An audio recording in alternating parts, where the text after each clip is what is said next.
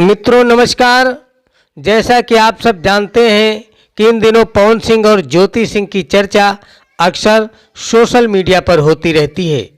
आए दिन ज्योति सिंह और पवन सिंह की तलाक की तस्वीरें और वीडियो सोशल मीडिया पर वायरल होते ही रहते हैं। आप सबको बताते चले कि इस समय पवन सिंह के ससुर यानी ज्योति सिंह के पिता ने एक बहुत बड़ा बयान दिया है। पवन ज्योति को लेकर के वो बोले हैं। एक वायरल हो रहे वीडियो में उन्होंने पवन सिंह की तारीफ करते हुए कहा है कि लॉकडाउन के समय पवन सिंह हमारे घर आते थे और घर में रुकते भी थे। हमारे परिवार वालों को बहुत अच्छा लगता था, हमारी छोटी बेटी ज्योति को भी बहुत अच्छा लगता था। सभी लोग मिल कर के वहाँ गाना बजाना करते थे।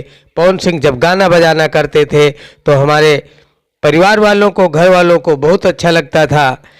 आप लोग ये वायरल हो रहे वीडियो को देखिएगा।